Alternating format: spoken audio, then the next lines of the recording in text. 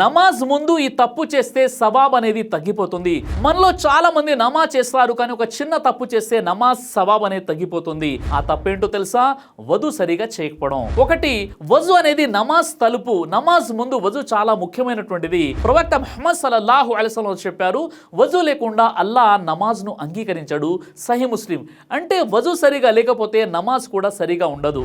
ఇక రెండు, ఒకసారి ప్రవక్త ముహమ్మద్ సల్లల్లాహు అలైహి వసల్లం వారు కొంతమంది వ్యక్తులను చూశారు. వారు వజు చేస్తూ కాళ్ళ మడమలను పూర్తిగా కడగలేదు. అప్పుడు ప్రవక్త వారు హెచ్చరించారు, మడమలకు నరకం నుండి వినాశనం. సహీ బుఖారీ హదీస్ నంబర్ 60. అంటే వజులో ఒక చిన్న భాగం కూడా మిగిలిపోతే అది పెద్ద తప్పు. చాలా మంది తప్పు చేస్తుంటారు. ఇక మూడోది, వజులో జాగ్రత్తలు.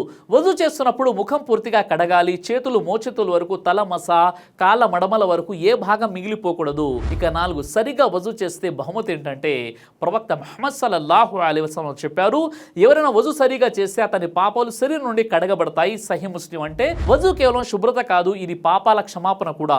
ఈ వీడియోని లైక్ చేసి ప్రతి ఒక్కరికి షేర్ చేయండి. వజు కరెక్ట్గా చేసుకోండి.